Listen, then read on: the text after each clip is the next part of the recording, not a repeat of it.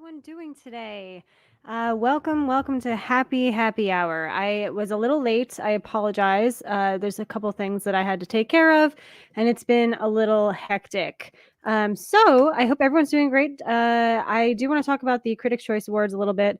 I'm probably not going to talk about the Emmys just because it felt like all of the awards were from like last year, or you know what I'm saying, because they were delayed, and we just watched the Golden Globes, and everyone that was expected to win won.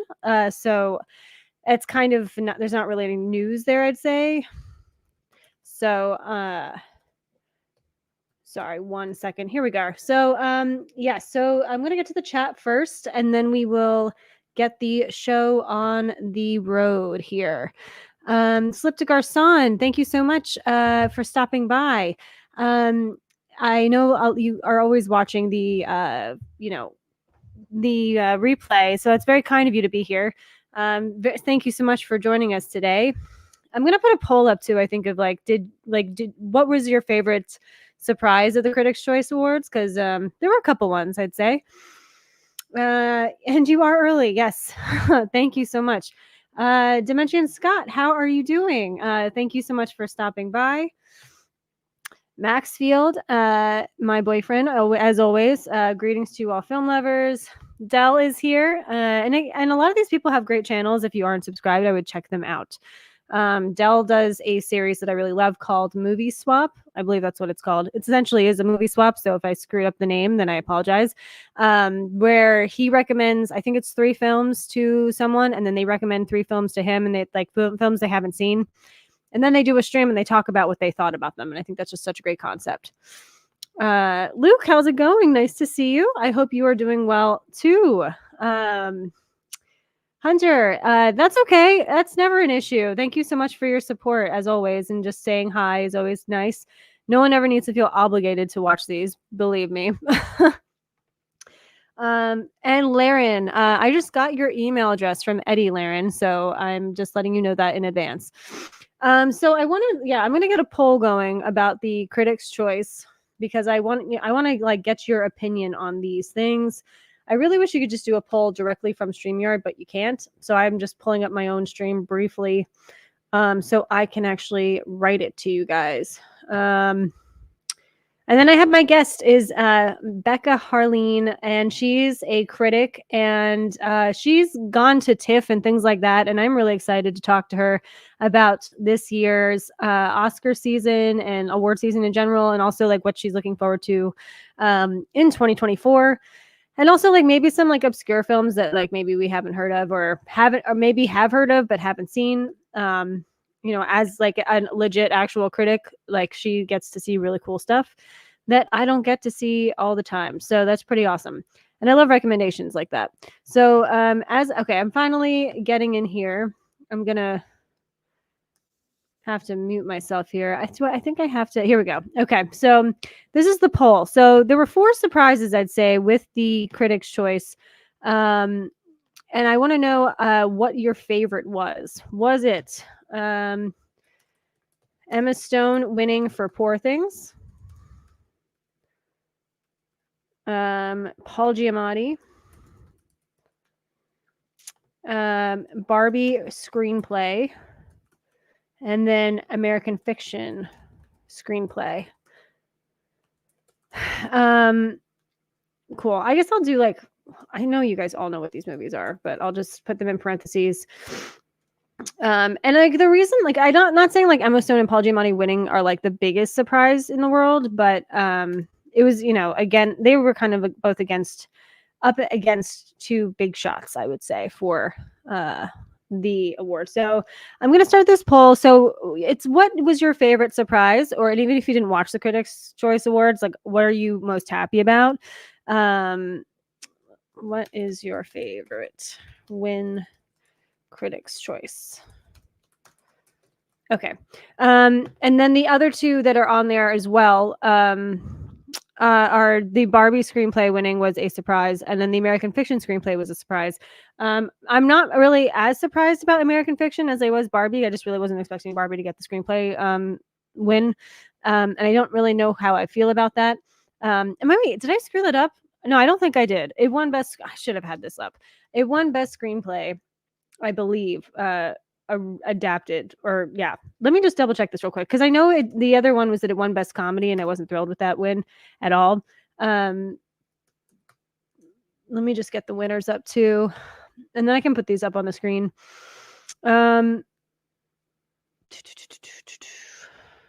Okay, yeah. Screenplay. Yeah, okay, I was right. So it was the best adapted screenplay went to American Fiction. Best original screenplay went to Barbie. Out of I'll put this up right here because I'd love to know your thoughts on this. Let me just bring this to the forefront here. Okay. So these are really the two that we are discussing right here, because the other wins, those are also on the list. So this is really what your favorite kind of surprises of the night. I kind of absolutely love that American Fiction won Best Adapted Screenplay. I've seen everything on this list except for All of Us Strangers, which I hear is excellent, and as well as Are You There, God, It's Me, Margaret. I do really want to check those out sooner than later. And then as far as the Best Original Screenplay goes, I have seen all of these. It's May December is such an odd film this year because I feel like it's getting, more nominations in other award circles than others, but I just feel like it's not going to have legs for the Oscars, and it's kind of like I don't know if it's like the biggest letdown ever, but I did think it was a really interesting film, and I thought the screenplay was quite good for that. I don't think that Air deserves to get any nominations for the Oscars. I think it's a solid film. I think it's a great film. It's not an awards, like, come on. So I'm gonna let that poll be open for a little bit. I should have put in there that American Fiction was best adapted screenplay. Some of these other wins are not surprising. Like, everyone kind of knew Oppenheimer was going to win best acting. Oh no, I'm sorry, not best acting ensemble. That was a big surprise. I kind of would have loved if The Color Purple had won this one because I truly feel like that is such an ensemble cast.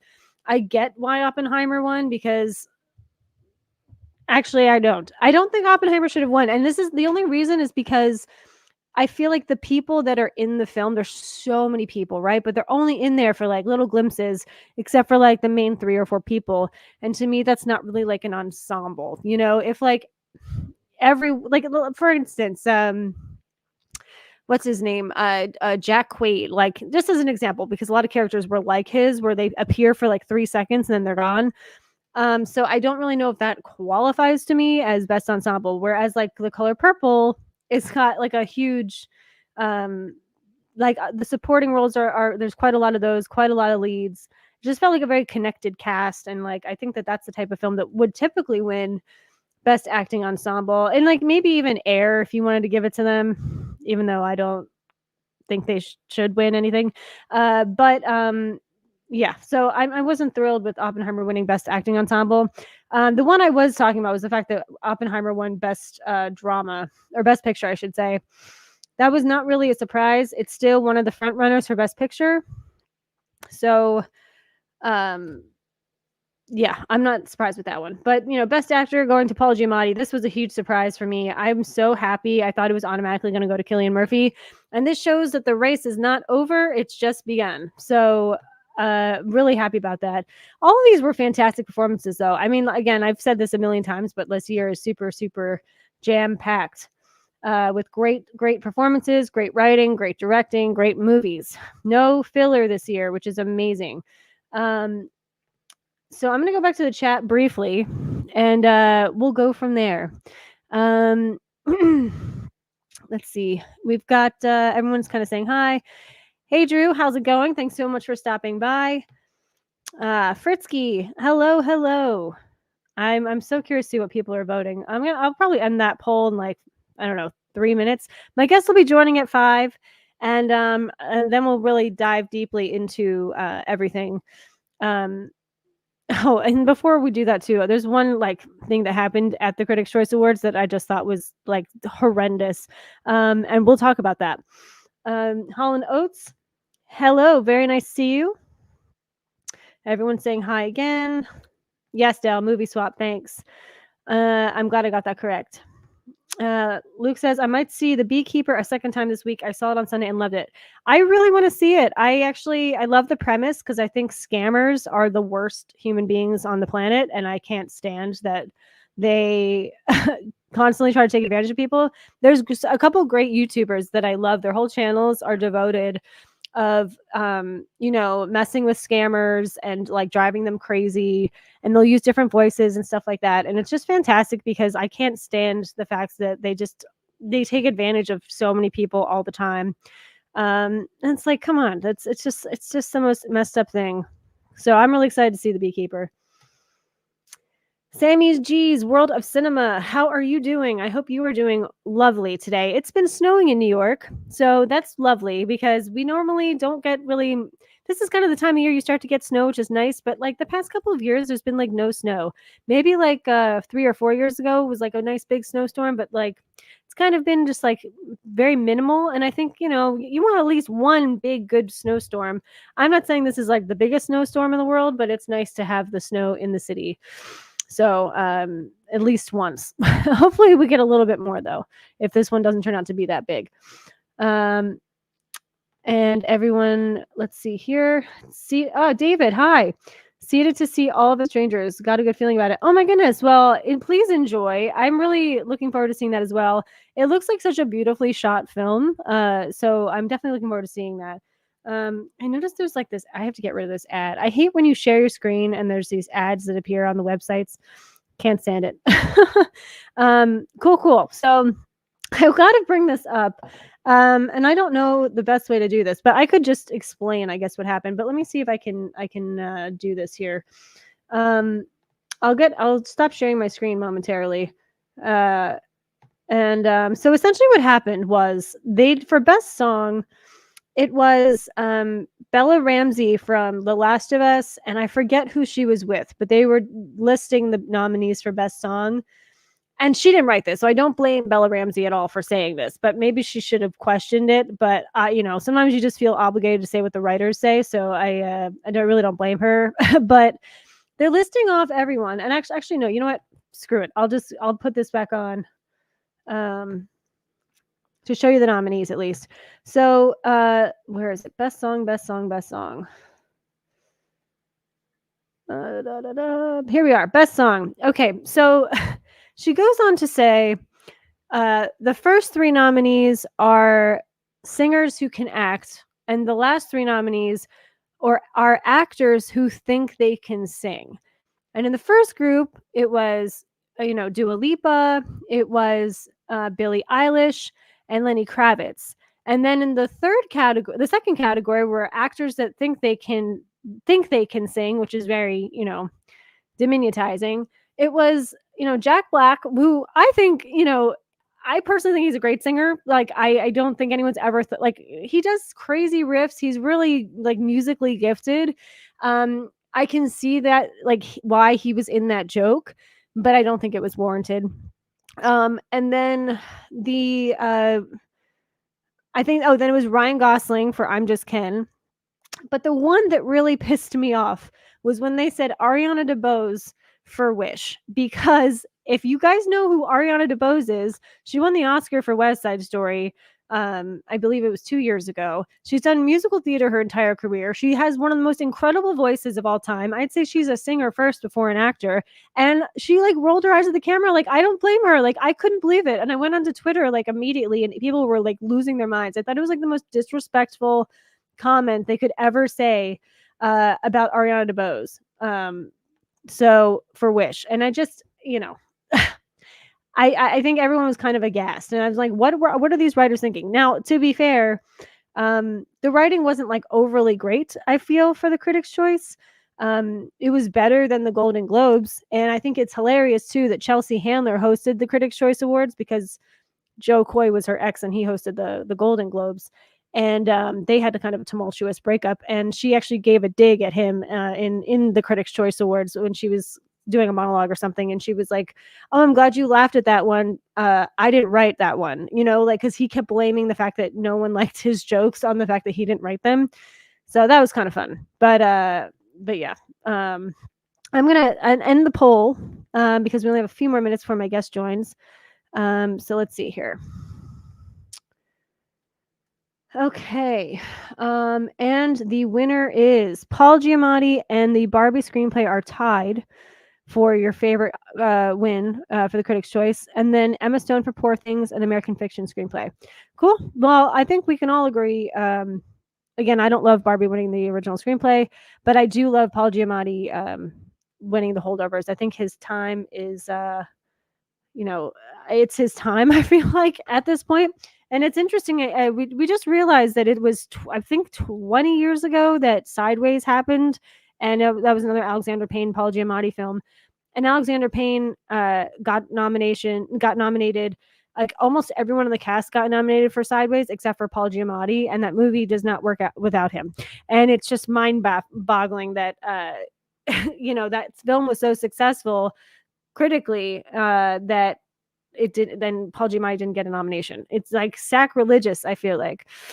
So before my guest comes, I'm going to briefly go back to the chat and then we will continue. Also, does anyone in the chat watch The Curse? Because the season finale happened, and oh my goodness, what an end! I did not I did not see that coming at all. I'm not going to spoil it because I know a lot of people haven't started watching The Curse yet, and maybe they want to at some point. It's A24, Nathan Fielder, Emma Stone.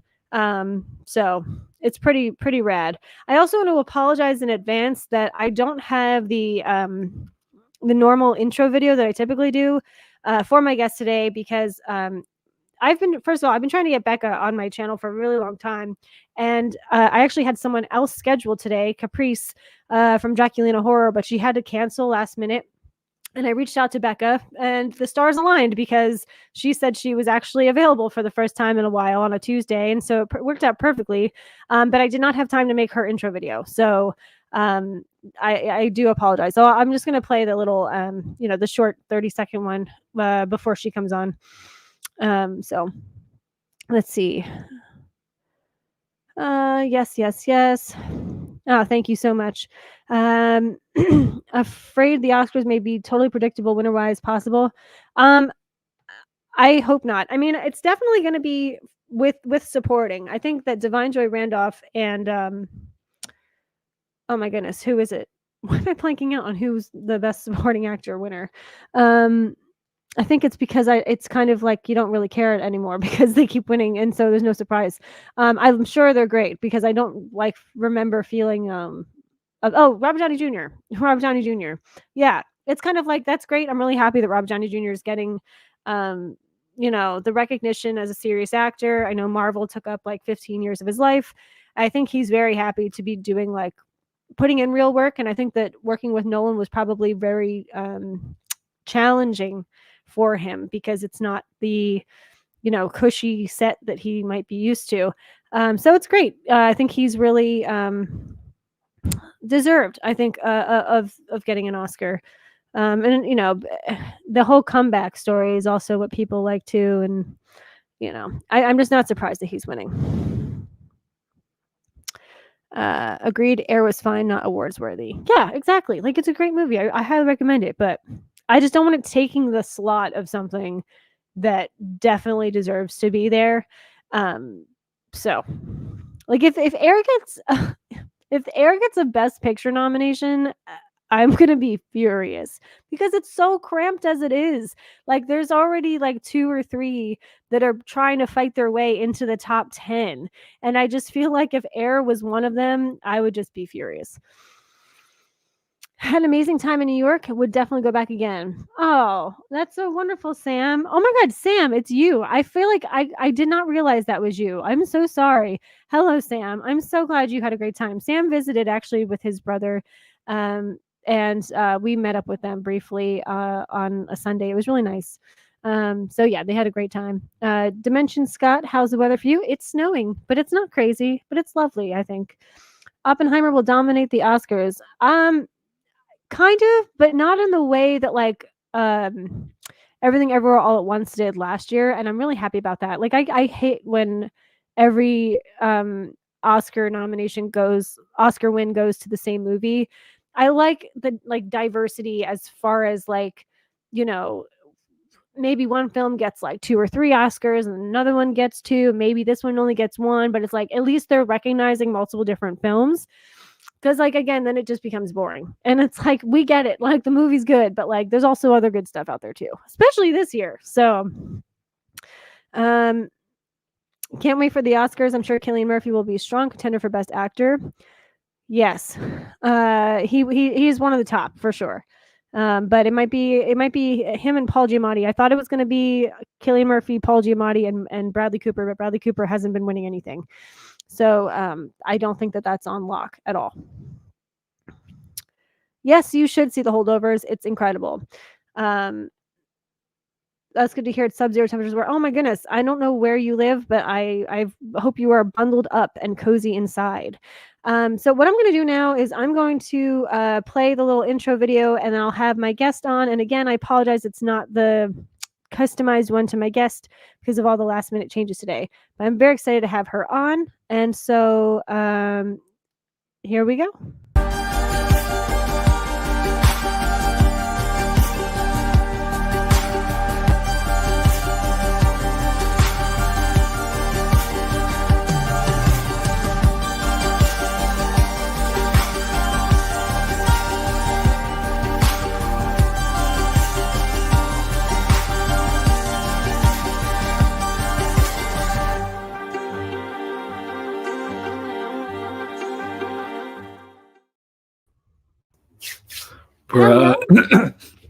Before we start, I was watching your Tarantino video, and I saw that you had a Chaplin thing in the background. It's literally the same one that's in my living room right now. I What? don't know. I got it like 10 years ago. My mom bought it for me because I was like really getting into making movies, and it's literally the same one. But I just thought it was funny because I was watching it and I'm like, oh, that's the one I have.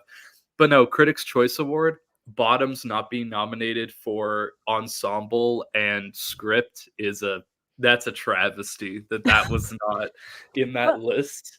well, I got to tell you, the other funny thing is my mom also got me that. Oh, really? That's funny. That's wild. It's the same exact one too. Yeah.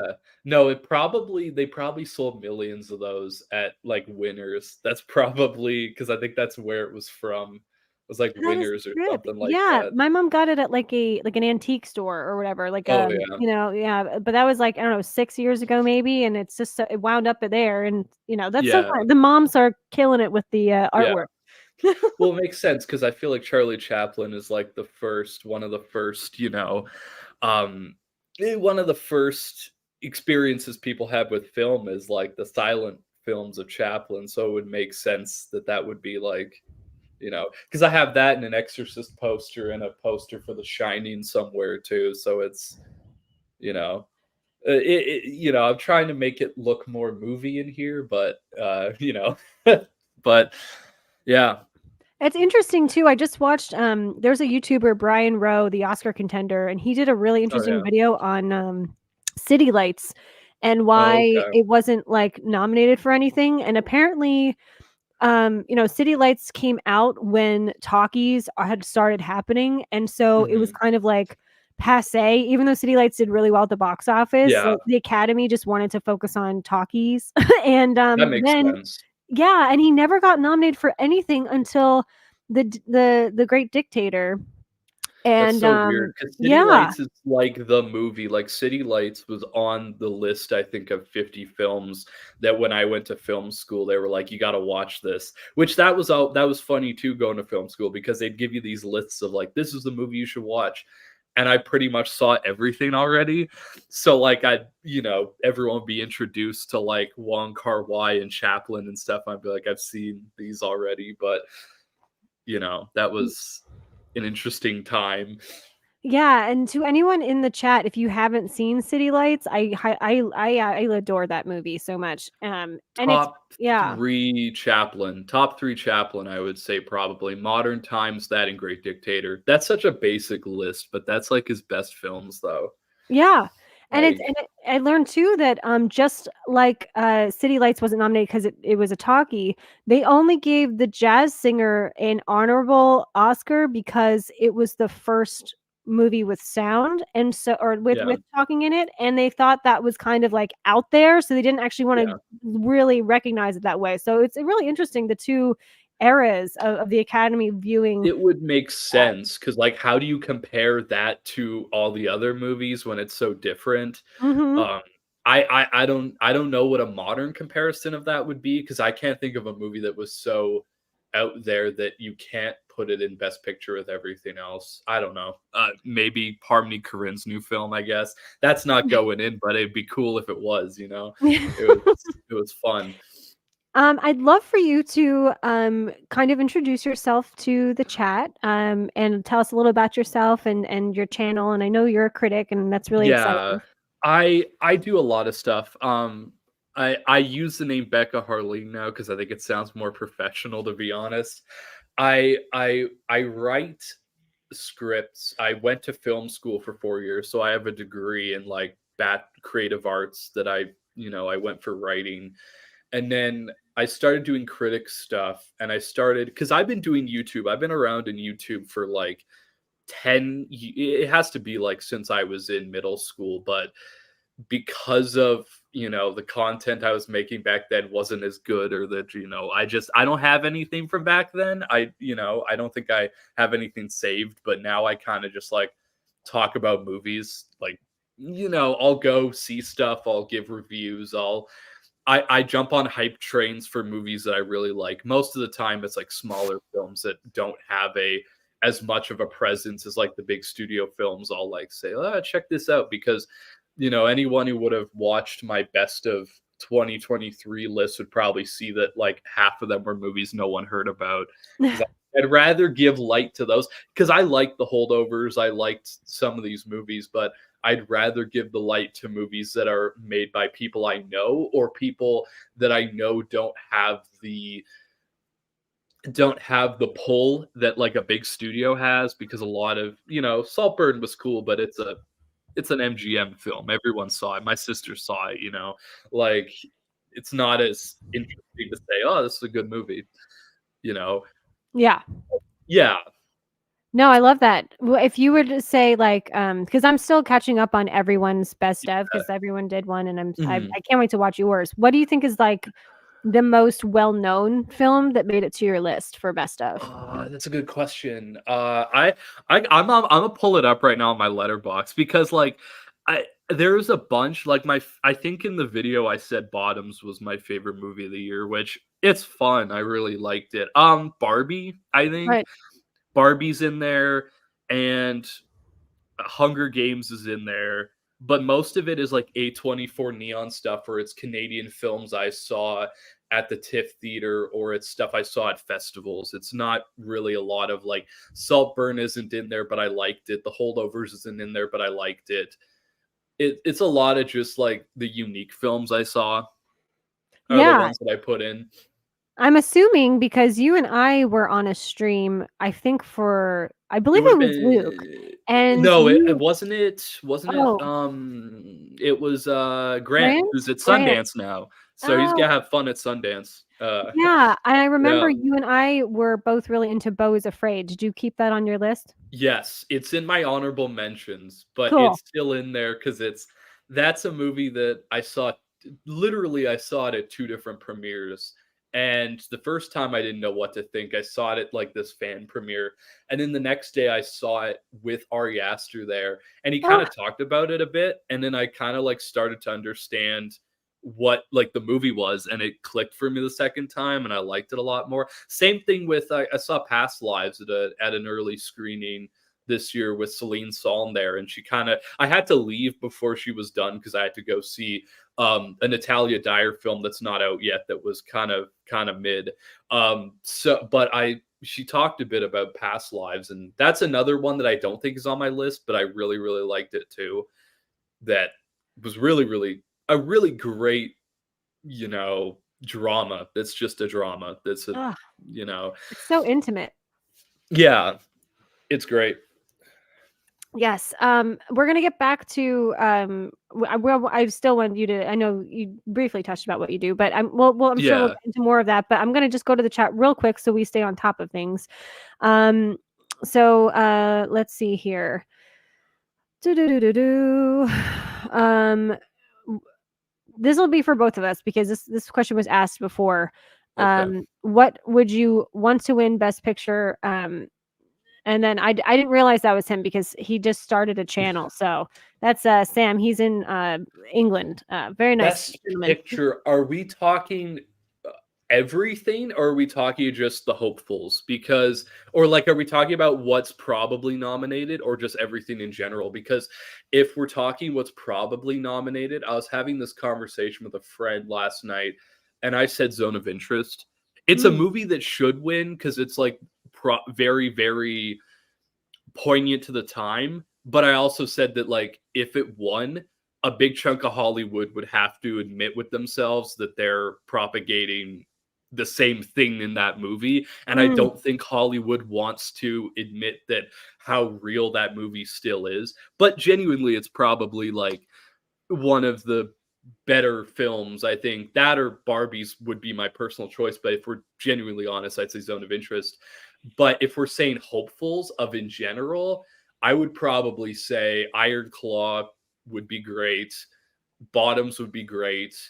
Um, Talk to Me would be awesome, but I yeah. know how much the Oscars hate horror movies, so that would never be nominated, even though that's probably one of the best things I saw last year. I saw it like three. I took my mom to see it. We did a double feature where we first saw Barbie, and then I took her to Talk to Me after. It was like cinematic whiplash, but she liked Barbie more, but she still liked Talk to Me.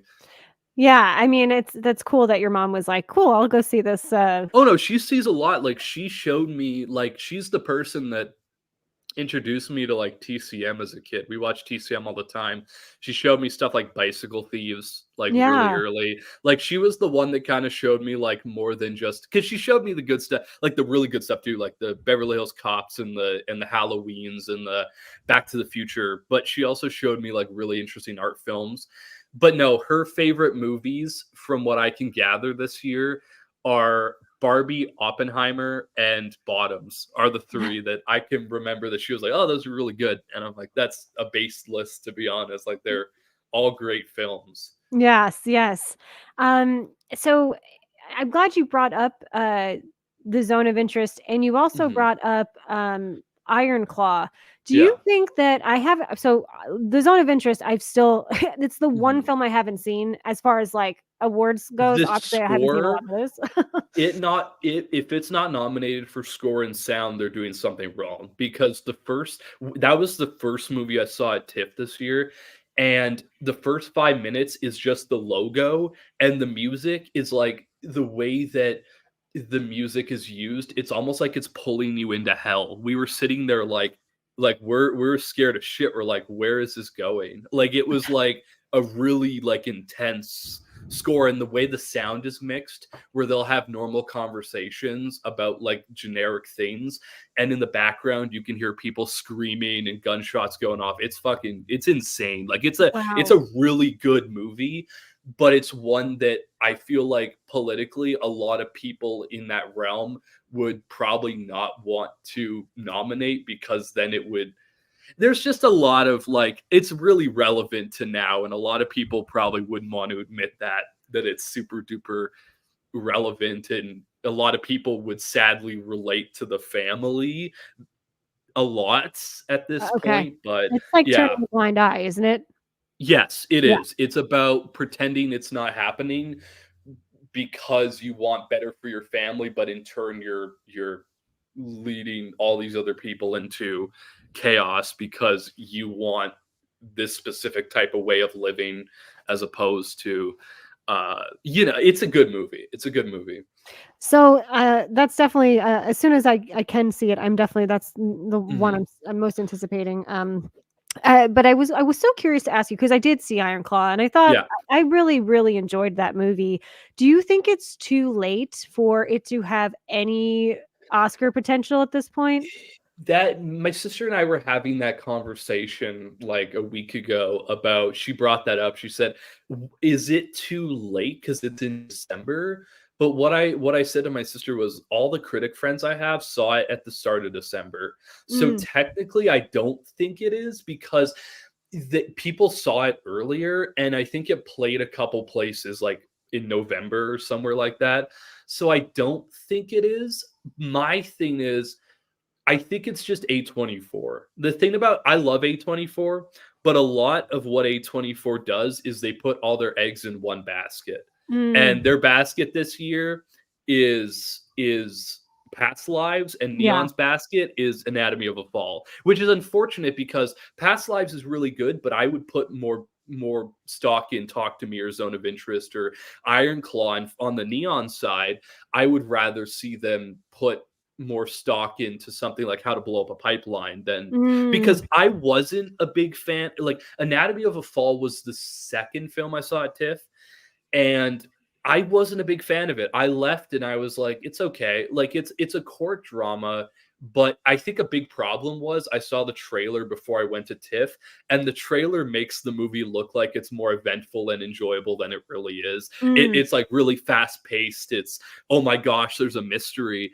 and then you sit and the movie is like the third act is just sitting in a courtroom, which isn't bad because 12 Angry Men is like one of my favorite movies, but I just don't think the execution of that was done. It was too slow, I guess is the thing. It was a little too slow, and it's unfortunate that that's the movie Neon is picking for their this is going to be our Oscar film because they could have put it in the basket of Sanctuary. They could have put it for How to Blow Up a Pipeline. I'm trying to think of what else came out from Neon this year. There's a bunch that they could have done, but those two companies have a problem where they do that. They just put one film as their primary film, and then a lot of the time, except when it works for them, like Neon did Parasite and A24 did Everything Everywhere. Those were the obvious choices of that year. mhm. But sometimes they'll choose the wrong film and then it will just be really lackluster, and that's kind of what it seems like this year is they kind of chose films that were not the best contenders, but they thought they were because people were loving them. But now in January, people aren't really talking about them anymore. Oh my gosh, the screen's gone crazy. No, yeah, yeah, because it's on in the background. No, but that's the thing is, I think that they need to stop putting all their eggs into one basket and just kind of like spread it out a bit. Yeah, because I kept thinking to myself, I mean, The Color Purple debuted around the same exact time, if not Mhm. the same weekend as As Iron Iron Claw. Claw, Yeah, and, yeah. yeah, and I see, like, that I enjoyed The Color Purple a lot, but I can also Mhm. see why it's not getting a lot of Oscar I didn't nominations. see it. I didn't see a lot of the later stuff, to be honest. I didn't see a lot of the later, like, movies because I just kinda I just I the last movie I would have saw in the theater, that's a good question. Like, there's some that I saw, but a lot of these big ones, I didn't see Color Purple, I didn't see Wonka, I didn't see Aquaman. I didn't see Anything But You. I just wasn't interested in a lot of these, and I felt like I didn't wanna waste my time going to stuff that I knew I was probably not gonna like, and so I didn't see those. But I did make sure I saw, like, the ones I wanted to see, and those were good, but no, yeah. Color Purple, I'll see it at some point. I just, I was like, it's a remake of a Spielberg film. We'll see. I'll probably wait till streaming is what I kind of thought I would do is Yeah, I thought it was a really good adaptation of the Broadway show, but that comes with the caveat that musicals have to kind of get from point A to point B very Mhm. quickly.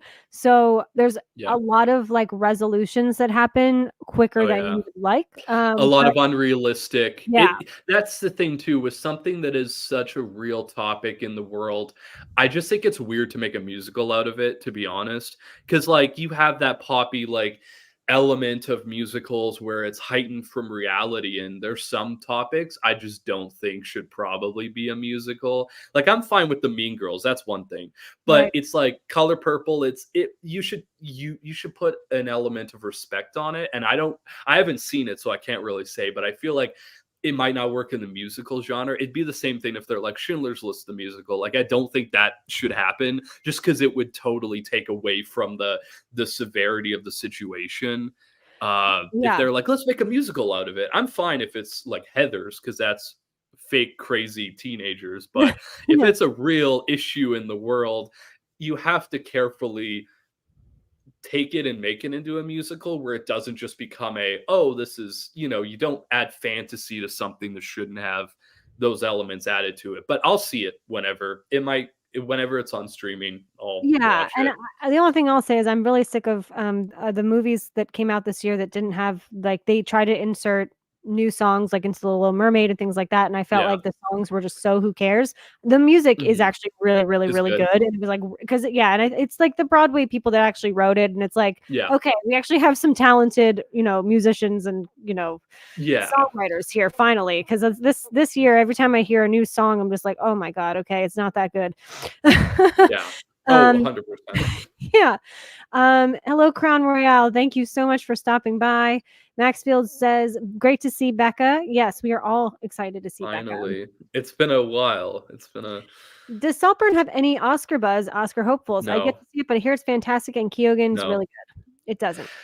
It doesn't at all. It's unfortunate because I liked this movie more last year, but it has the same trajectory, and that's Babylon. The problem is that like when Saltburn first premiered, I think a lot of people are forgetting this. Like everyone loves it now that it's a cultural meme. But when it first premiered, it had like a 47. Like people hated it at Wow. the first festival that it was at. So I feel like to to make it big in these awards seasons, you have to consistently have a good score, at least a fresh score to some extent. And, Babylon didn't have that, so it didn't make it. Saltburn started out not being a big film that people liked, so it was never going to win in the first place. Plus, it's too weird of a movie for the Oscars. Like, the Oscars didn't even want to touch Titan. They're not going to touch Saltburn. They're too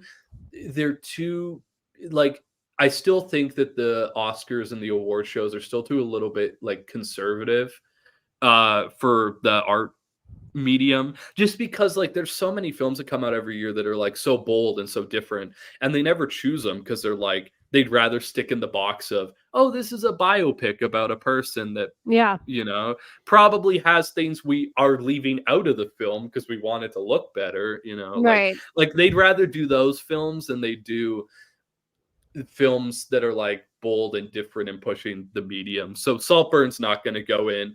They gave Emerald Fennell the nomination for script in 2020, and that's all she's going to get. It's like Jordan Peele with Get Out. And she They're never won, right? yeah, she did too. Yeah. And that's the thing. Jordan Peele won. They're never going to nominate him again because they hate horror films. And he's doing more horror films now. They're Yeah. never going to nominate him again, even though he's probably one of the best directors working right now. He's Yeah. never going to get another nomination. Yeah. But no, yeah. You were talking about score, and Sam says the Mhm. score for Oppenheimer is absolutely spellbinding. I can see that it's going to get much recognition at the Yeah. Oscars this year. Also, the score for Godzilla minus one score is stunning too. I have a weird score list. I liked Oppenheimer as a score, but I don't know. I liked Barbie's score more.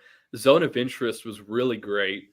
Bottoms had a good score. My Animal had a good score. Humanist Vampire Seeking Consenting Suicidal Person had a really killer score. I was surprised when I saw that one.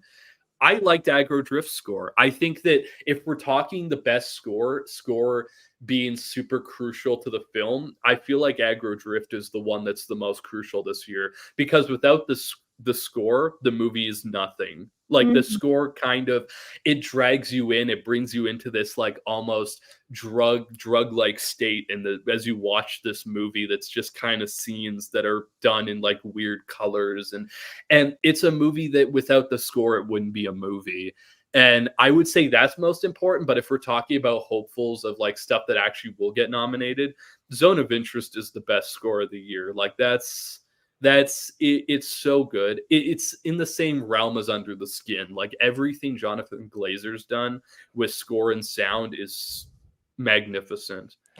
Yeah, I actually so I obviously I haven't seen it yet, but I can't wait. But I Mhm. actually also I know it's not going to win because it's really out there, but Yeah. I love that the score for Poor Things is being nominated a lot. It's It's just so Poor weird and Things out is an there. interesting movie to talk about because I have this thing where I'm not a big fan of it, and because of I wasn't a big fan of it, and I got blocked by a big film Twitter person over it because Mm. I wasn't a big fan of it.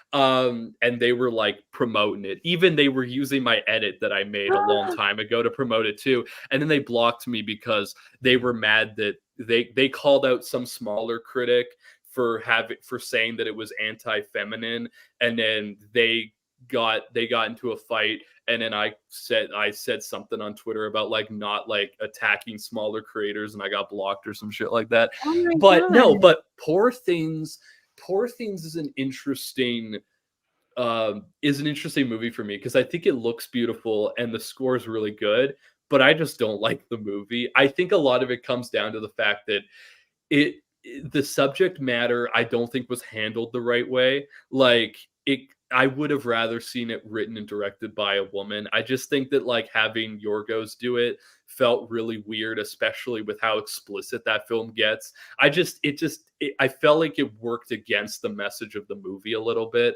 And we've seen it done better. Frankenlauder's Frankenhooker was a better movie. If we're gonna be honest here, Frankenhooker was a better movie than or Poor Things. So it Yeah. it's an okay movie. I don't love it. I think it's cool that people like it.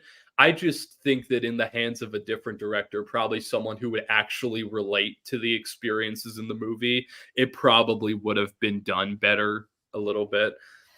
Right, and, like, for me personally, it's in my, like, top 5 favorite of the year, but Mhm. I think that when you get to, like, stereotypically, Yeah. well-made films, like, you're gonna have more that gravitate or Yeah. that's what's great about these discussions because it's not just Mhm. like, "Oh, we're all gonna talk about, Indiana Jones being terrible," you know what I mean? It's like it's, Yeah. like, great when you I think you do get into more of the discussions of that's Yeah. why I like the favorites of the year list because everyone has a Mhm. lot of repeats, but they're all in different places and they're all there for different Especially reasons. people who know what they're talking about. I think, and I've said this to a lot of people and on my Twitter, I feel like modern film criticism is not as good as it used to be. There's a lot of people who use the title critic that aren't critics. They don't Mm. understand the way a movie should go. They don't understand the mechanics of anything. They're just glorified cheerleaders for specific movies and specific companies, and the person that blocked me is one of those people. I just think that like everyone's losing, like everyone thinks they're Ebert, but they're not. Like I feel Yeah. like there's only a rare percentage of people that understand films like Ebert did. And I feel like everyone wants to be that, but so many people, it's all about nuance, it's all about subtextual context, it's all about all these different things. And a lot of people, their reviews are, I like this, I hate this. And then that just becomes their personality on social media for a month. And I think that that's not film criticism. That's just liking a film. Like people I know can like a film, but if you're not going to actually genuinely dig deep into like what works, what doesn't, all Mhm. that stuff, you're not a real critic, is like my belief on it. I don't want to sound like I'm gatekeeping, but that's just if you're not a real critic if you don't actually like dig deep into the material and have something interesting to say, and like have like this is the strengths, this is the weaknesses, because of this is this, or subtextually this is this. I don't think you're a real film critic if you don't do that. Yeah, and I think, what I like to always like, because I don't consider myself a critic. I give an Hmm. opinion, and I think, I forget who said it. I think it was like Chris Stuckman or Dan Murrell, and they Yeah. were like, you know, if you don't agree with me, that's totally fine Yeah. because, like, but if you usually kind of have the similar opinion to me, then I'm going to Mhm. be a good source for you of what I Yeah, think about these things. it's But true. if you don't think that, if you don't agree with me on most of the things I say, there's another YouTuber out there that you probably relate to a lot Yeah. more, and they'll be able to help you out when it comes to recommendations and stuff. So Mhm. yeah, I totally It agree with is.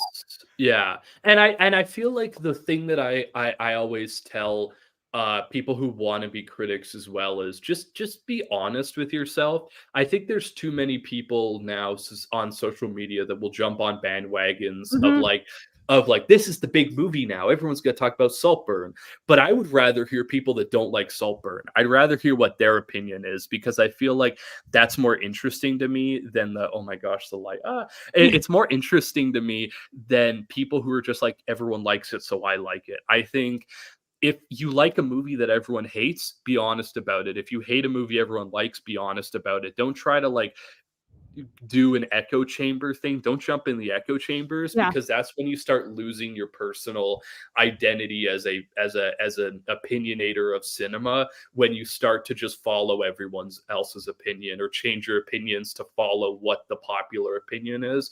Because there's a shit ton of movies I love that no one else likes that I'm just like they're cool. I like them. I'll just be honest, and I think that that's more interesting to hear from someone than oh my top 10 of the year are, and then it's just the 10 nominated for Best Picture. Like, I feel like that's kind of a boring way to do criticism.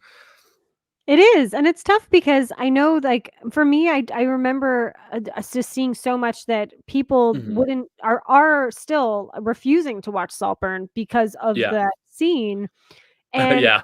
I kinda, like, try to promote it more a little bit because I'm like, if Yeah. like, it's not as bad as everyone thinks it is, It's first of not. all, and, like, Well, it's it's yeah, beautiful, it's good it's a cinematography. Puritan thing. It's a Puritan Yeah. thing because my mom and I were having that conversation because my sister saw it and was texting my mom about it, and I was like, "Yeah, like, the problem is that if you're a film viewer, if you watch wild films, it's nothing. It's nothing. The shit that you see in that movie is nothing.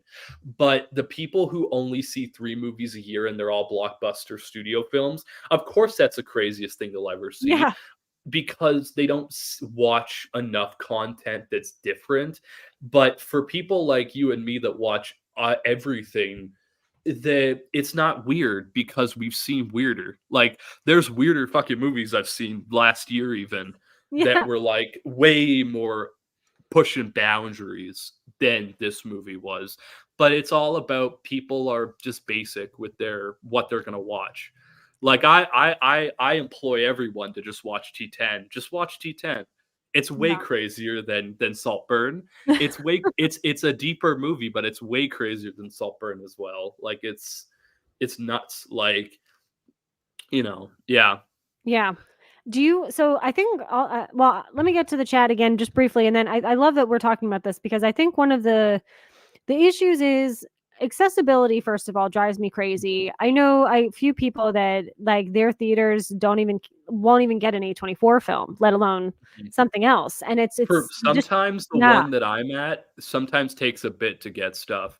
But I usually for a lot of the ones I wait till streaming to see stuff or someone will send me their film and I'll watch it.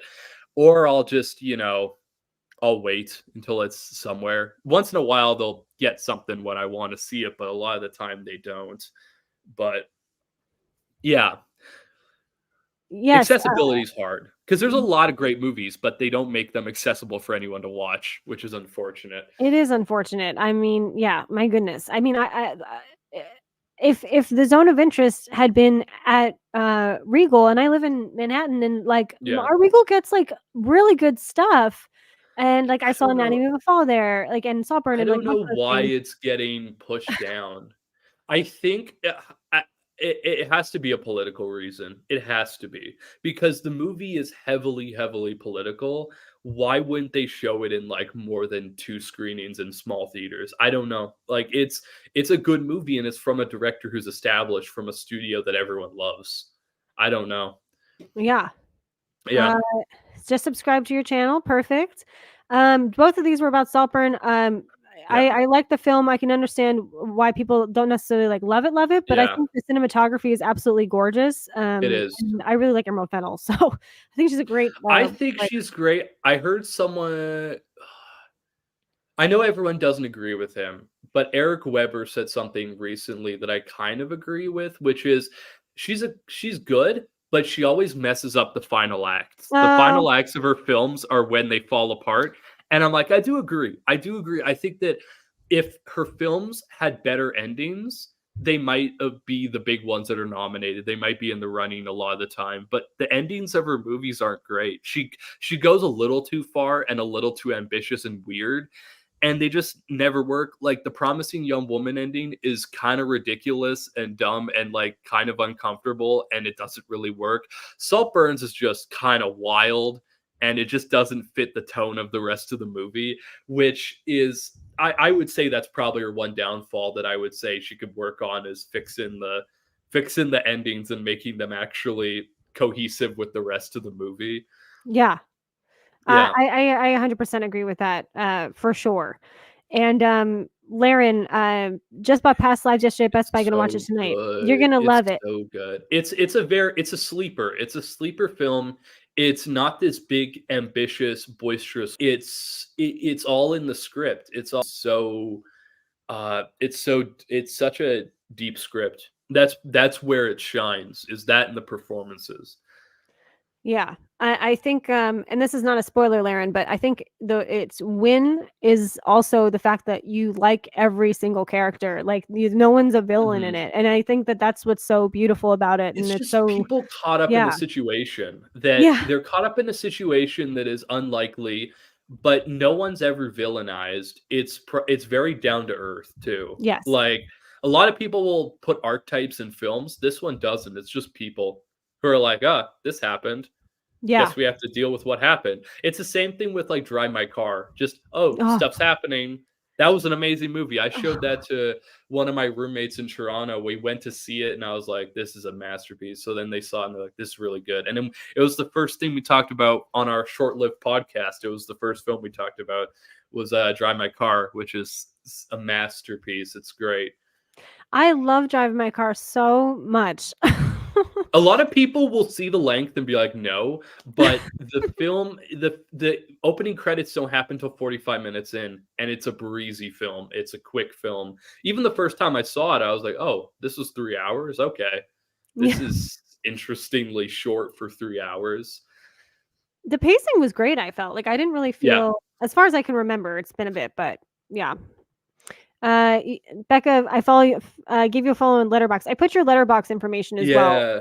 I don't always do that That's for everyone, cool. because not everyone has a Letterbox, but I've I been told post it's more on better. my letterbox. I post a lot on my letterbox because I'll see stuff and sometimes I won't make posts about the stuff I see. I just see them and I'm like, oh, that was Yes. okay. I saw the trailer for The Zone of Interest today. I would definitely be up for checking out more films from Jonathan Glazer, as the only film I have seen, is Under the Skin. Under the Skin's a crazy movie. I watched that stuff. That's a great stoner movie. Like genuinely, that's a weird thing for people to say, but that movie is so weird that the score too. The score is so ambitious. It's so weird. It's a good movie. Under the Skin is great. Does he, does so I he also did a film with Nicole Kidman. Is he where is he from? Is Yeah. he British? No, he might be. He might be British. Okay, I know he's Jewish because of the fact of everyone was finding it really interesting that he did Zone of Interest, which is completely focused on Nazis right. because he's Jewish. They're like, "Oh, that's an interesting way to take it that he's covering like what it's like to be on Yeah, that side of it, being a part of like the actual like problematic elements of the war." yeah. But yeah, No, that's really he interesting, might be. yeah. I think he's from the UK, if I'm not mistaken. It's just interesting who he chooses for his, lead Yeah. actresses, and I love Mhm. Sandra Hüller, so Oh, she's she's having a great in it. year. She's great in the movie. Huck Hayes, thank you so much for stopping by. Um, Apple announced their new 3D titles for the Vision Pro is VR headset, the ultimate home video format. for No, the future. it's a gimmick. It's a gimmick. Yeah, yeah. It's a gimmick because every okay, I don't know if it was this year, but every year there's always at one of the film festivals, someone always makes a VR film and no one watches it. Like, it's unfortunate because there are some really cool, interesting concepts I've heard from festivals of VR films that they made where you experience it, which I think is so cool. I think that that should be a thing, but no one watches them because everyone sees them as a gimmick. Mm, So, personally, I think that we're about 5, 10 years maybe until we see them try that for real. I don't yeah, think we're getting VR movies. I just it a lot of people it will affect a lot of people in a way that is not they won't like it. A lot of people will get sick from it. yeah, It's something that like it's not going to be this big new platform. It's going to be this thing that some crazy art house New York people are like, we're gonna make this sex film in VR. Like they're gonna do yeah. something weird. Like it's gonna be that where it's like we're gonna make this weird horror film in VR art house. Like it's not gonna be a mainstream thing. There's no way they're gonna do a VR. It's not a new format. And maybe Avatar 6. Avatar James 6, Cameron. if James Cameron's still alive, he's putting all of his eggs in that basket. And frankly, I don't know if he's going to make it to 5 at this point with how long those movies are taking. I don't think five's coming out at this point, to be honest with you. They're taking too damn long to come out. Dell agrees with you. To be fair, as weird as Saltburn is, it's not as out It's there as not. yeah. It's also French, and a lot of people don't watch foreign cinema. So there's also that element too that a lot of people don't like to watch international cinema. I wanted to know what are you well, okay, there's 2 questions because Mhm. they're kinda linked. I know you since you oh my goodness, first of all, I have to, thank you so much, Joseph, for gifting 5 memberships. That's so kind of you. If you are in the chat and you don't have accept gifts on, then you can't receive gifts. So Hmm. check that out if you are here normally. It's very kind, Joseph. And for anyone that is a member, I know I've been slacking on my out of theater reviews. They are coming out momentarily. So, but yes. So what I wanted to get back to you is Mhm. a lot of times you'll go to festivals and you'll Yeah. see films, but they don't necessarily get a wide release Yeah. for like this year. So I'm Yeah. sure you saw a bunch that are probably There's come out next year.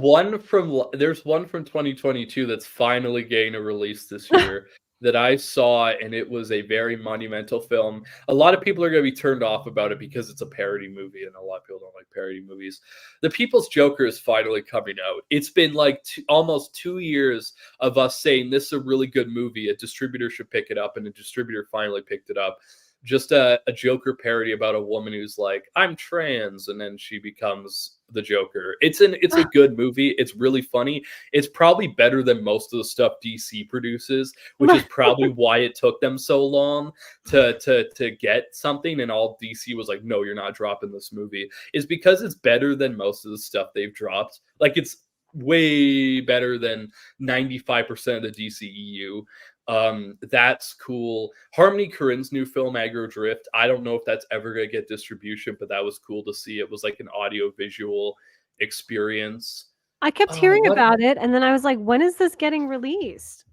I don't know if it ever will. I don't know Wow. if people will want to jump on it because it's so weird and it's so out there that it might take a while. It might be one of those films that's in circulation on bootlegs until someone officially picks it up. Um, While you're there's talking, I'll be right back. I'll be right back one second. Cool. There's that's a good question. I gotta pull up my letterbox. What have I seen at festivals that is not out? Or what have I seen in general that's not out yet? Oh yeah. Is where is my TIFF list? TIFF.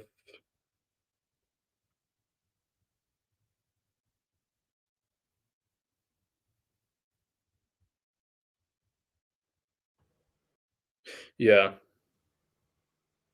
I'm back. Yeah, okay. I saw okay, there's a movie called Hundreds of Beavers that we saw at Midnight Dankness, which if some people don't know, it's the pregame to Midnight Madness at TIFF. They go to a smaller venue It's called Dankiness because most people are stoned out of their mind. And we watched something really weird. And what they showed was a movie called Hundreds of Beavers, which is inspired by Chaplin films. It's inspired by Looney Tunes. And it's about a guy who's a fur trapper who wants to marry a woman, but then the dad says you have to kill hundreds of beavers to prove yourself to me. So essentially, the movie is a guy trying to kill beavers in Looney Tunes logic, and it's all live action. And it looks like it was made for $15, which makes it so much fun because there's so much green screen. There's so much. It's just a really fun movie, and it was great with an audience. Every little gag they had, everyone was dying. Like it was a fun time. I saw I saw the Jessica Roth, Alexander Skarsgård action movie at Mm. TIFF this year too, about a deaf mute guy who wants to kill a family who pretty much destroyed his life. It's very much Deadpool. It's very much that. I was the only one that liked it, which is funny because everyone left and they're like, "That's the worst thing I've ever seen in my life." And then I left and I was like, "That was so much fun." The coolest thing about it has to be that they shot all their action scenes with drones. So there's like this fluid energy to when they're fighting. If it doesn't feel like it's stuck to the camera rig because it's going around, it's flying around as they're fighting. It's like what James Gunn tried to do with Guardians 3 with the hallway scene, but like a lot Okay. better. It's a lot more fluid and it's cool. I don't know who's gonna pick it up. No one has yet, and it's been since September, so I'm not sure about that one. Um, the Beast with Leah Seydoux was kind of cool. It took me the first half of the movie to really understand what was going on, and then when I figured out what the movie was, it blew my mind that that's what the movie was, that that's what they were trying to say. Because at the start there, it's kind of a sci-fi, kind of a it's a weird because it's a movie that takes place in three different timelines or different time periods, and the first time period is like an old Victorian time period, so it doesn't really tie into like what the movie's actually about as much. But once it gets to about 20, there's like a 2012 section, you see what's going on and the things that they're referencing from the real world of like things that happened, and you're like, oh shit, that's what this movie is. That's interesting. And then there's also a future portion that's like our future, and it jumps back and forth in between that. But it's a weird film, but it's one that I think a lot of people will like when they finally see it. I think Mubi picked it up. It was Mubi or was someone else of that in that realm picked it up. I don't know when they're dropping it, but it's Leah Seydoux, it's George McKay. It's an interesting film that goes places you would not expect from the beginning. Um, but once it gets there, it's like, holy shit, that's what this movie. Um, there's a movie, Elliot Page's new film was really great too, about a trans man going home to see his family, and it's like the ups and downs of their relationship. That was a great acted film. Like that was some great performances that Elliot was there to show the movie to us, and it was a really tight film in the acting department. It was a lot of interesting performances that hit close, that's going to hit close for a lot of people. A lot of people can relate. It's going to be the movie where they're like, oh, that got me, I get that, I understand that. Rachel Zegler's new film, no, not Rachel, it's the other one, Maddie Ziegler's new film was actually really fun. We Ah. watched it in IMAX, which was really weird for a movie that's about a girl who's it's called Fitting In now. It originally was called Bloody Hell. It's now called Fitting In. And after you see what the trailer is, what the movie's about, the name makes so much sense. But it's about a girl who finds out that she has a disease that gives her like a shallow canal. So the whole movie is her trying to like essentially like train herself to be able to have sex with guys.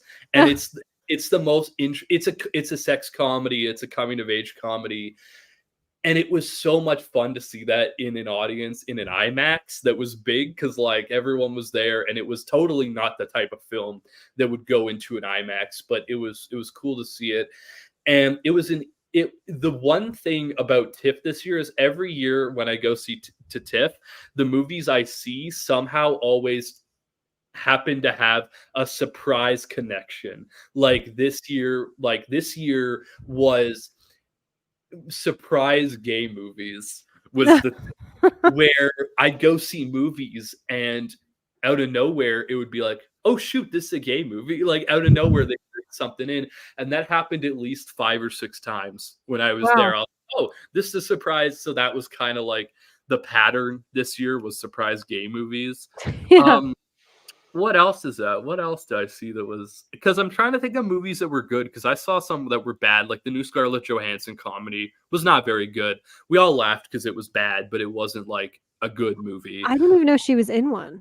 She's in one where she's a lesbian military private who goes back to her with her two sisters to her family like house because their mom's getting married again for like the fourth time. It's like one of those things that like everyone's mom will like love it, but everyone else will be like, yeah, it's stupid, but it's Right. it's watchable. Yeah. Um Adam Agoyan's new film with Amanda Seyfried, Seven Veils, was really cool too, especially with the first screening they did. They showed it at the theater that they shot the film at. So it was like this experience, but it's about she's a director at a theater and they're doing Salome, and her life lines up to it really wildly, and you watch as she kind of starts to lose her mind as she's doing this production.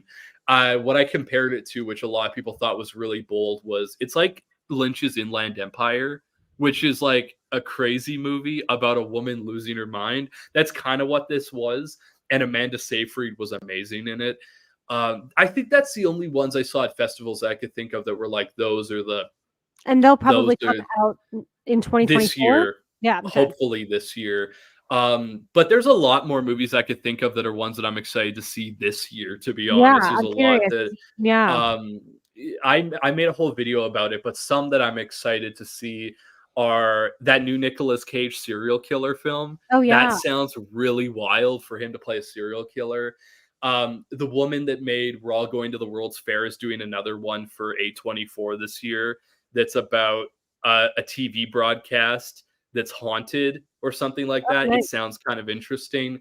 Hunter Schafer's doing a film that was supposed to come out last year about her at a ski resort, and she starts being haunted by like demons and ghosts and stuff. And it's called Cuckoo. It's directed by a dude named Tillman Senior, whose last film was a student film that I saw that was it blew me away. It was so good it went to Berlin Film Festival. Like it was Wow. like so good that like everyone it was a festival movie for a I'm Letterbox is my best friend. I got Patreon. I love it. It has all my lists. I got to pull up my list for the movies that I just did a video on so I can talk about some. Drive-Away Dolls. Drive-Away Dolls is finally coming out. It was supposed to be a TIFF movie, but it got totally pushed back because of the strikes. And that's such an actor movie. That's Yeah. finally coming out in a couple months, and I'm really excited to see it just because an Ethan Coen lesbian B movie sounds like the most fun ever, and the cast is great. Yeah, it's I and I do wanna see that, and it was interesting to see that I feel like they're working separately a lot Yeah, more these days. which is But weird because I didn't like Macbeth. I didn't like Macbeth, yeah. which is means that Ethan Cohen might be my favorite of the two because he does the weird, wacky stuff, and I like the weird, wacky stuff.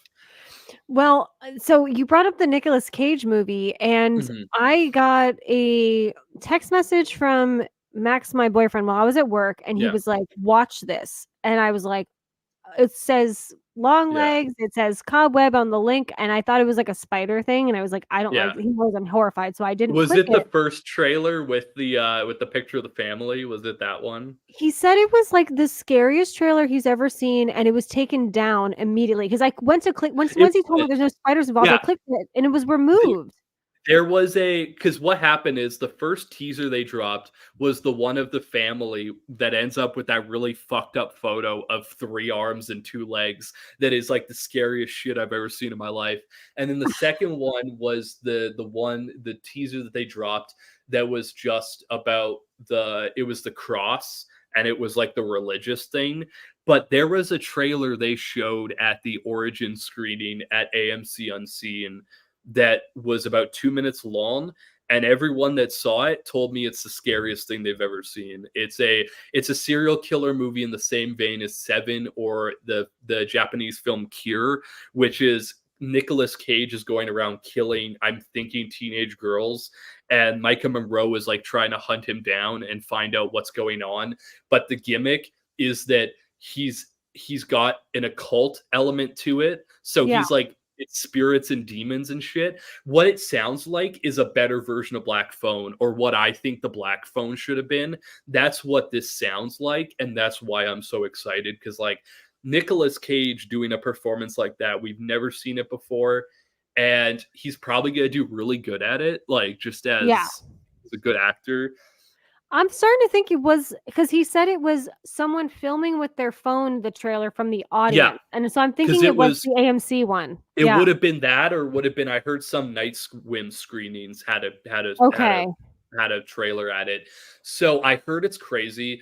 I just hope Neon. I made a tweet about this. How I need to sneak into Neon and A24 and get the Cuckoo Maxine TV Glow and Long Legs trailers and just get out. I need to do an Ocean's 11 type thing Yeah, and get everyone to steal trailers so we can get them out. you But can't that's find another one them. too. Maxine.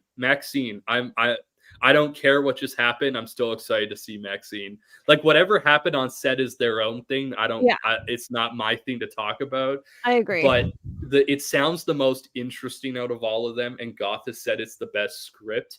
Like having a movie that is set in the 80s during the boom of the porn industry with the grindhouse theaters and the VHS rentals finally becoming a thing. I think that, and the fact that like her church that she used to be a part of is now trying to hunt her down. It just sounds way more interesting than the other two, and I loved the other two, and Yeah, I love the 80s aesthetic, and it looks like they're playing around with the neon and the synths and all that stuff. And it sounds great. I'm waiting for the trailer. I'm assuming it's coming out soon because they just came out with they just made a TikTok account. So they wouldn't make a TikTok account unless they were gonna release the trailer soon. But even like Love Lies Bleeding looks great. Like lesbian bodybuilder 80s crime film that's the Kristen that Stewart one, right? with Kristen Stewart, yeah, Yeah, with Kristen Stewart and Rose Glass, like that looks really awesome, and that's coming out right away. I'm excited that it's finally coming out. Abigail looks great. A vampire ballerina movie, like oh, where yeah, they're I stuck saw in a the trailer for house, that, yeah. like that looks so much fun. That and I'm excited for the new Wolfman movie, Terrifier 2 or I'm so 3. excited for the new Wolfman movie. Yeah, Lee Winnell, like Upgrade is a masterpiece to me, and I think Invisible Man is probably one of the coolest reinventions of a monster Yeah, ever. And he's doing Wolfman now, and I'm like, give him everything. Like he's clearly shown through the his films that he knows what he's doing with these types of films. So just let him do everything. Shelby Oaks, I had to throw Shelby Oaks into my Chris video Stuckman. because it's Chris Stuckman, and he's one of the first critics on YouTube I started watching. Same. And this is his make or break. This is Yep. if this movie is bad, he will not have a film career. But if this is a good movie, then it's going to transform him into a filmmaker. And I think Yeah, that's I'm more interested to see the outcome of like what this film ends up being because I've seen so many YouTuber films that have failed. Like most notoriously the Angry Video Game Nerd movie, a terrible movie that has locked him now into his channel and he can't do anything else. I don't right. want that for Chris Stuckman, so I'm hoping it turns out well. But there's even little things like Beetlejuice 2, Lisa Same. Frankenstein, Yep. Joker 2, Oh, yeah. Oh, yeah, the duh, I Faces, can't wait. yeah, the Faces of Death remake that Daniel Goldhaber's doing will probably be really wild. what else? What's on my list? Alien Romulus, because it's Fede Alvarez, and Fede Alvarez is just great at what he does. Nosferatu, Furiosa, Yeah. The Twister sequel, directed by Lee Isaac Chung, which is such a weird choice, but I'm so down for Yeah. it. Like a Twister sequel with a really good cast when the original Twister is such a great throwback film. I'm excited for that. Like there's a lot of them. There's probably even some that I forgot are coming out that oh yeah, the one that I just have been watching the trailer for like multiple times in a row that I forgot to put on my list on YouTube. The new Beverly Hills Cop. Oh Like yeah. the even though 2 is my least favorite, all 3 of them are really great movies. So I'm like, of course, like and it looks so much fun. Like another Beverly Hills Cop is probably going to turn out a lot better than a new Coming to America did or one of those other Eddie Murphy sequels that came out. Netflix doing Beverly Hills Cop sounds awesome. It really does. I'm looking forward to it. I have one. We're gonna do one last question for you because Mhm. I actually am curious as well. And Yeah. real quick because we were talking about it. Still scared of long legs. That trailer that was taken I down. need someone to upload it again so I can watch it because I'm very intrigued on this trailer that everyone's talking about. Yeah. Hey, Caveman Movies and More. Thank you so much for stopping by. And same to you, D. Marcel. We're doing great over here. So this is the question. Yeah, I'm at pro level on Letterbox. Is it worth yeah. to upgrade to patron? My Tyler just upgraded and he's having the time of his life. He's changing all the posters, he's doing all that. Patron is great for the price that it is. And if you're a film person, like a lot of people are like, oh, why would I pay for a review thing? I think for the price and the fact that you get all of these exclusive elements, but also you get elements before everyone else does. Like we're going to get TV shows on there before everyone else does. They're going to start throwing those on and having us test those. I think it's great. And also, I've gotten so many people following me because I'm a patron.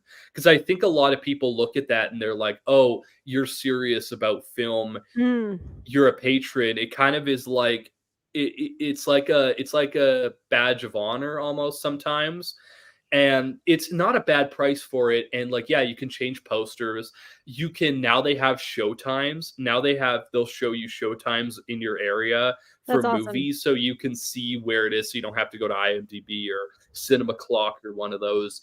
And you can do that. There's like the banner is nice. The banner is nice. I always love throwing films up on the banner to make it look appealing.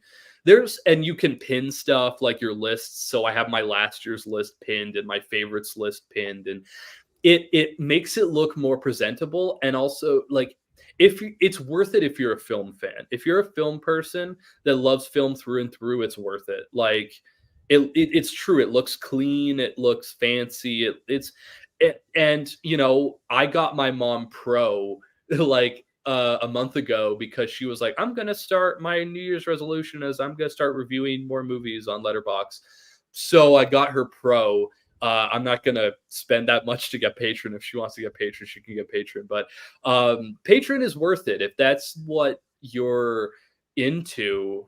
It has so many great features, so many great features that like make it so much fun to be a part of. And it does. It's clout. It looks great too when it says patron right next to your name. Yes, through the lens. Josh agrees. He's Yeah. also a patron. And if anyone follows me, I realized like a couple months ago, I haven't been using it properly. And I've just been adding movies I've been watching to my list because I have one Oh, for you each haven't been month. reviewing it? N- Oh n- yeah. I'll give it a rating, but I But you realized it haven't. doesn't show up like that I watched it. Yeah, 'Cause because you have to like log it. Yeah. yeah, so forgive me. 2024 will be I'll be stronger and better on Letterboxd, everyone. Yeah, it's a good app, and the fact that they're bringing TV shows in this year is just gonna make it, like, the ultimate app for people that wanna talk about entertainment on the internet. Like, I'm excited to be logging television shows now. There's gonna be so much I have to do. I'm gonna have to port everything on my serialized over, but it will be fun to do. Yeah, I think it's a great app. I love their YouTube channel too, if you guys are into that Mhm. stuff. The top having, people that you Yo, know, yeah? their top 4, I love it so much. Bro, when they asked the Wiggles their top 4 and they had some banger takes, I was like, "Bro," Jeff was putting, like, so many art house films. I was like, "Bro, you're so cool, man." You were a part of my childhood, and now I hear that your favorite movies are some cool shit. Like, that was awesome to see that video. But no, Letterbox, I that's a fun story. I almost ended up on Letterbox. Their, "What's your top 4?" Like, I almost did it, but I was late. They were doing it in the park on a little bit of a rainy day at TIFF, and they're releasing them now. Like the videos are coming out, and some of my friends were in them.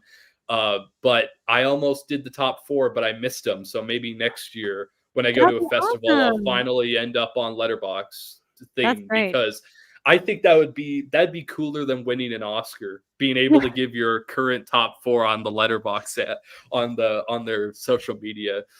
I love when they get people that have no idea what Letterboxd is, and they're, like, trying to get their Yeah. 4 films and What's yeah. your top 4 films? And then they're like the last 4 they saw. Yeah. Well, Yeah. Becca, we are coming to an end here. Mhm. Is there anything you wanna promote for your channel or your Ooh, that's a good any of your question. social media? I'm gonna try to make more videos. I don't do a lot of videos, but I want to do more video essays on movies I like and talk about movies that are coming out this year that I want to give a light to. I'll continue to do that there and on my letterbox.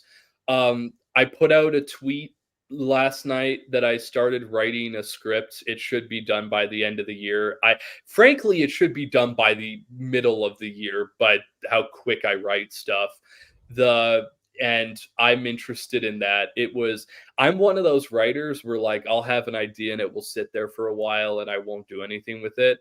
But this was an idea that I had last night, and right away I just picked it up and I wrote like 15 pages of like the script. And that's something that I'm interested. I might do things about that on my social media about like this is how the writing process is going, kind of like to get people interested. So that might happen. I don't know. We'll see. That's fantastic. I love that so much. I need to talk to you. Well, Maybe. I need to talk to you about screenwriting because I have Oh yeah. severe writer's There's block a all the time, so Oh, yeah. It's interesting because I tell people about my write everyone's always so surprised. Like, there was a script that I wrote for film school that I have not done anything with yet, but is interesting, and I wrote that in 3 nights, 4 hours each. So, like, in 12 wow. hours, I wrote 90-page script, and it was 'cause I'm one of those people where, like, I have an idea and I just keep going. I just keep writing, and some people will be like, "I'm gonna write a page a day." No, for me, it's like I wrote like 30 pages a day. I was like, "This is the Wow. idea. This is what I'm doing." And for ideas, I I'm always fascinated whenever people tell me about writer's block because I don't think I've ever gotten it ever. Like I have a notes app, a notes folder in my phone that has about 227 different movie ideas I've had over the past like 5 years that I'm like, that would be really cool. That'd be really cool. And I could probably start writing any of them at any time. It's just whenever I'm in the mood. Because for Yeah. me, like some people get writer's block. For me, I just sometimes I'm not in the mood to write something, and then I end up writing other times. But when I write, I could probably, if I gave myself the test, I could probably write a whole script in a weekend. If I really tried to do it no sleep, I was like, okay, I'm gonna write something all day. I could probably spend a day and write a whole script if I really like push myself to do that. Um, so it would be interesting because yeah, there's a lot of people I know that are like that love to ask me about stuff like screenwriting and stuff. Um, and I'm always down to talk because it's interesting because it's what I went to school for. So it's always interesting to talk to Yeah. people about that.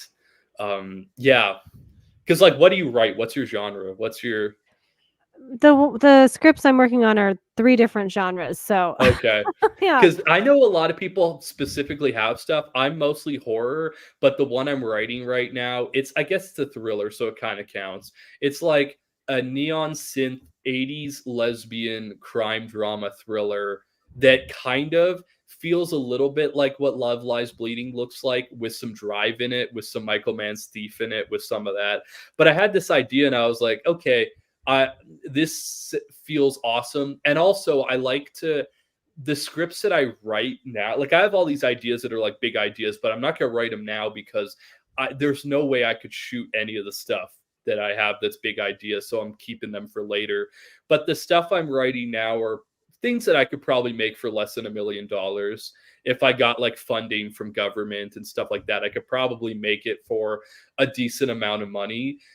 Like keep it on the low price wise, but use things like cinematography and sound and acting to bring the quality up is what I'm writing with stuff. Yeah. I Yeah. one of the biggest things I learned recently was like for especially for first time filmmakers, like write with a budget in mind, you know? Mhm. Yes. So, That's one thing they told us all the time in film school. Like, write what you know, write stuff that you're interested in, write with a budget. Because if you write a movie and it's ambitious and it's big and it's that stuff, it gets to a point where like you probably won't have the money to shoot it. And you might as well, if it's a big fantasy epic, you might as well just write it as a book and then maybe adapt it later.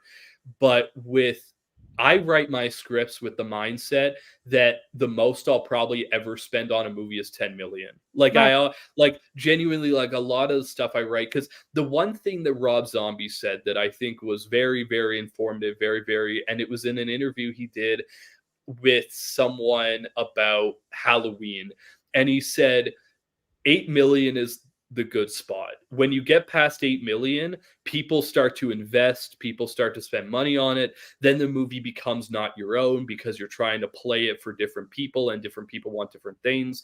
But if you keep your movies at like 4 million, 3 million, 2 million, that's the perfect spot because then people won't touch your films and you can do whatever you want. You can be as bold as you want. You can put as much gore as you want. You can do whatever because the budget isn't big and there's not a lot of people putting a lot of money into it. And that's why I always think it's weird that people spend 200 million, Yeah. 300 million on movies, because Yeah. essentially you're making the most generic bullshit and it's not fun anymore because you're trying to please all these different investors and the movie isn't a fun movie anymore. It's not a movie that is unique or interesting. And I'm always drawn to the really cheap movies that are just someone who has a bold idea that wants to do something and makes it for like $3 million. Like that's what's interesting to me. And that's the stuff I write. So I would say recommendation to writers, don't write anything that's like a big studio film. It probably would never get made. It's bold. Make stuff that you can make yourself, or you could get help with friends, or you could Evil Dead it where you get like a couple people funding you, or Clerks where he just kind of like maxed out credit cards and made the movie. Do something like that because that is more likely to come to fruition than this big $200 million fantasy epic that probably will never get picked up because it might be a little too risky. That just make smaller films. Smaller films are what's going to save the industry. The industry is in shambles right now, but the movies that are going to save it are stuff like Terrifier 2 and Skinamarink and Talk to Me, and these movies that are made for cheap but made so much more because they were so ambitious and unique and stuff. That's the stuff that's going to save the industry. Like that's the stuff we should be making. I 100% agree. It's great advice for sure. Is there anything that you want to let anyone know in the chat before we sign off today? I don't think so. I think just I'll be doing stuff. I'll be doing a lot of things. I'll make videos. I'll finish this script up. I'm working with a friend and we're gonna do a Tarantino Rodriguez thing where, when Pulp Fiction and Desperado were making they were writing those, they would work together and they'd give ideas to each other. And me and my friend are gonna do that. That's our New Year's resolution, is we're both gonna write a script and maybe we can get it made. We'll see. They're both small budget, so probably at some point. I love that. That's fantastic. Well, thank you so much for joining me today. I'm so happy I finally got you on the channel. Yeah. It was a lovely conversation, and thank you so much to the chat for joining us as well. And I will see you all next time. And happy award season, everyone. Yeah, let the best movie win. Yeah, Hopefully, we'll see. yeah. We'll see. We'll see.